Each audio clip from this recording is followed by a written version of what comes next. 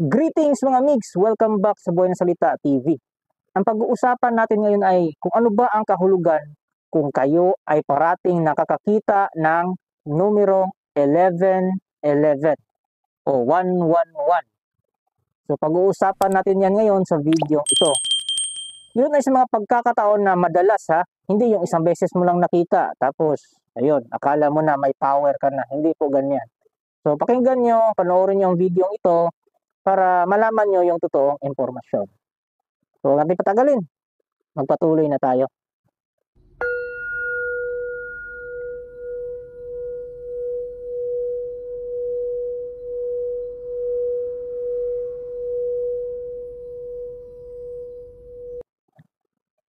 Ayon sa mga psychic practitioners, sa mga taong expert sa psychism, ang numerong 1111 ay kinukonsider nila na angel number or number na mensahe sa inyo ng inyong mga spirit guides. So, isa sa mga kahulugan ng 1111 ay ang new beginning o bagong simula. So, ano yung bagong simula? So, kung meron kayong turning point sa buhay nyo, kung kayo ay may kabiguan, tapos nakakita kayo ng 1111, so hindi ibig sabihin yan, may bagong simula na naman na kabiguan, kundi marireverse na siya.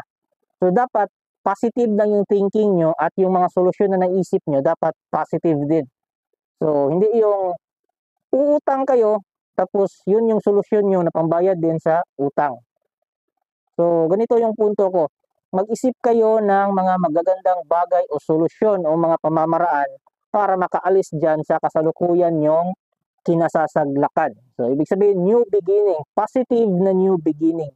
So, mensahe yan ng inyong angel or spirit guide na kumilos ka na, gumawa ka ng mga bagong bagay na hindi mo nagagawa dati. So, it means, back up mo ang buong universe. Isa sa mga kahulugan din yan mga migs ay na-enhance na ang inyong intuitive ability o yung intuition nyo. So, kung may iniisip kayo na tama kaya itong sinabi ng taong to, o what if, yung puro kayo what if.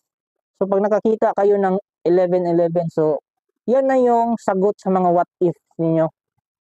Pero, isipin nyo, positive yung iniisip nyo. Kasi pag negative yun, hindi yun align sa 1111. It's because it's a positive number. So, kung iniisip mo positive sa isang tao, tapos nakakita ka ng number na 1111, so maaaring yung taong yun ay may magandang dulot sa buhay mo. Ganito, may nakilala kayong isang tao. So, nagkagusto kayo. So, isipin nyo, ito na kaya yung taong yun? Ito na kaya yung babaeng yun? Ito na kaya yung lalaking yun? So, pag madalas kayo nakakita ng 1111, so maaaring sagot yan ng angel nyo, guardian angel o ng spirit guide nyo na may malaking possibility na positive ang dulot ng taong yan sa iyo. Ang pangatlong meaning naman ng angel number na 1111 ay mensahe yan ng inyong mga gabay na kayo ay nasa tamang landas. So ganito yan, may negosyo kayo or mag-open kayo ng bagong negosyo tapos kabado kayo. So isipin nyo, tama kaya to? Tapos palagi kayo nakakita ng 1111. So ibig sabihin, mensahe yan ng angel niyo na nasa tamang landas ka. Tuloy mo lang. Think positive. So ganun lang po. Think positive lang kung ano yung ginagawa ninyo ngayon. At dapat, syempre, align din sa positivity yung ginagawa nyo. Yung plano nyo sa buhay. At ang pangapat naman na meaning ng number ng 1111 ay ito ang sign na mayroon kang gabay. Ito ang sign na hindi ka iniwan ng mga spirit guide mo. Hindi ka iniwan ng mga ancestors mo. So, ibig sabihin, may gumagabay sa iyo, may nagbibigay sa iyo ng mensahe. So, ito ay sa mga mensahe lamang na positibo. So, yan.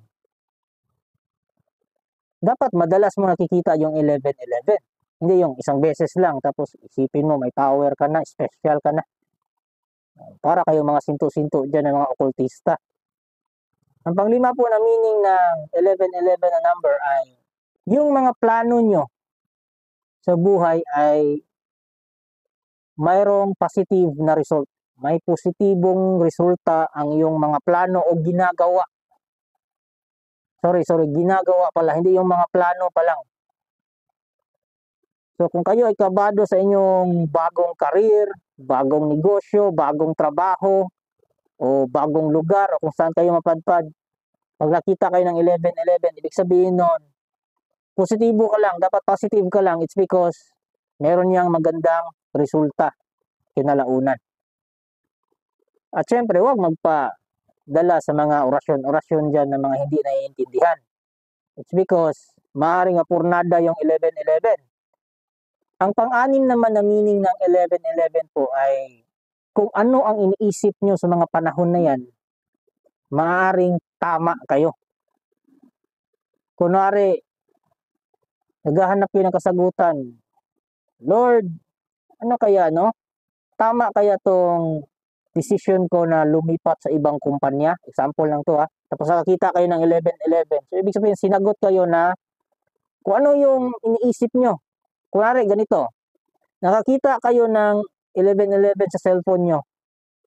So, isipin nyo kung anong unang katanungan na tumatak sa isip nyo, ang sagot doon ay yes or positive. Yan yung isa sa mga meaning ng 11-11. So, hindi 7-11, ha? Mga kagaguhan nyo ng mga okultista na usal ng hindi naiintindihan. Mga corny na joke nila. So, ang panghuli na ibig sabihin ng 11-11 mga migs ay ito ay isang mensahe ng inyong mga gabay na mag-meditate ka o maging mas connected ka sa universe. Huwag kang usal ng mga orasyon na hindi mo naiintindihan. Huwag kang magpauto sa mga maestro, commander, ano pang mga tawag nila sa sarili dyan. Pinatawag nila sarili ng maestro, hindi nga nakapag-aral ng akademya. Mga bobo. So, ibig sabihin ng 11-11, maging connected ka sa universe. Mag-meditate ka, mag-grounding ka. It's because pag nag-grounding ka sa earth, ang earth po ay part ng universe. Ikaw mismo part ng universe. Hindi ka pag-aari ng Diyos ng mga okultista. Hindi mo kailangang sambahin yung Diyos na yun. Hindi naman yung Papa ni Jesus yung sinasamba ng mga okultista. Infinito Diyos naman yan. God of Egypt yan. Si Amun-Ra yan, si Baal. Kaya nga sa mga orasyon nila may Bernabal. Nagmula yan sa word of Bernabaal. Sinasamba kita Baal. O, ganyan. Mga uto-uto kasi kayo. So, pag nakita kayo ng 11-11 at madalas kayo nakakita ng 11-11 na number, ibig sabihin nun, maging connected na kayo sa universe. Iwanan nyo na ang mga Pinoy occult, mga orasyon na hindi nyo naiintindihan. It's better to pray to Jesus. Kahit Ama namin nga, intindihin nyo yung dasal na Ama namin, kompletong puder na yan. Hindi nyo kailangan mag-orasyon ng mga binaboy na Latin na hindi nyo naiintindihan. So mga migs, I hope nakuha nyo ang punto and kita-kits tayo until next topic. Yun na po. Thank you.